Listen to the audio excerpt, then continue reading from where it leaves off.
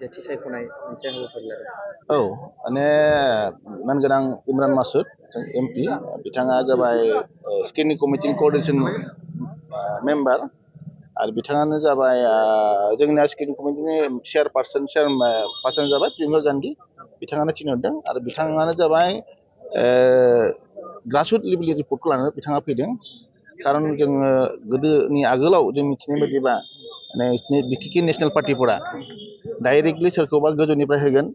बे बिथांखौनो जोंनि भटार्सफोरा भट होनांगौ जायोमोन बा पार्टिनि नाथाय दिनैनि बेलायाव नेसनेल पार्टिबाबो ग्रासरुट लेभेलाव रिपर्ट लादों बिथांमोना मण्डल रिपर्ट लादों ब्लक लेभेलनिफ्राय रिपर्ट लादों लोगोसे बिउ लेभेलनिफ्राय रिपर्ट लादों माबा बुथ कमिटिनि रिपर्ट लादों लोगोसे आरो नन पलिटिकेल अर्गानाइजेसननिफ्राय लादों जेनेबा नोङो छात्र संगठननिफ्राय लादों ट्राइबेल संगठननिफ्राय लादों सरिना छात्र सन्थानिफ्राय लादों बिदिनो बुहुत गोबां जनगोष्ठी आरो सिनियर सिटिजेननिफ्राय बिथांमोना रिपर्ट लादों सोरखौ होयोबा आरो सोर सासेखौ साबसिन हिसाबै आरो माबायदि सोरखौ होयोबा नोंथांमोना गोजोनगोन बिदिनो साफा साफा 1 to 1 सोंदों बिथांमोना आरो निस्सय बिथांमोना सेटिसफाइड जोंनि गरेस्वरनिफ्राय कंग्रेस दलनिफ्राय देरहागोनखौ रोखा बायदि नुहुरदों आरो बिथांमोना बुंलांदों रिसेन्टलि माने जोंनि गरेस्वरखौ माने कंग्रेसनि बिजाथि हिसाबै सोरबा सासेखौ सायख'गोन आरो जोंनिफ्रायबो रिपर्ट लादों आं डिस्ट्रिक्ट प्रेसिडेन्टशिपखौनो बुंदों मोजां केन्डिडेट सायख'योबा गरेस्वरनिफ्राय देरहानाया खाथां आरो जौसे खोन्दो माने देरहानाय देरहागोन आरो स' ओंखायनो नेसनेल पार्टि हिसाबैबाबो देग्लाय माने बिथांमोना जथेस्थ' ग्रासरुट लेभेलाव रिपर्ट लादों बेखिनियानो आंथो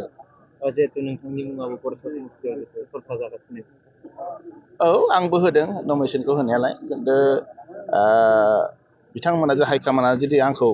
बिजाथि महरै होयोबा आं जथेस्थ' गोजोनगोन आरो लोगोसे आं देरहागोनखौबो आं आसा खालामो खारन जों बाहाय अपेन मोनसे सिट बिदिनो एसटि खथा जोंना किबाथ' दंबावो गरेस्वरा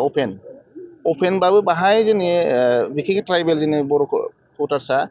50,000नि खाथियाव बा 50,000 बांसिनबो जानो खाथियाव दङ लोगोसे सिंगेल लार्जेस्ट कमिउनिटि हिसाबै दङ भटार्स हिसाबै बिनि गेजेराव जुदि आङो कंग्रेस दलनिफ्राय जुदि आं बिजाथि जायोबा आरो गुबुन दलनिफ्राय जुदि जोंनि एसटि गैयाबा आं निस्सय आङो माबा मोनगोन क्रेडिटखौ मोनगोन लोगोसे बे हिसाबै मोनोबा आङो देरहानायाव आसाबादि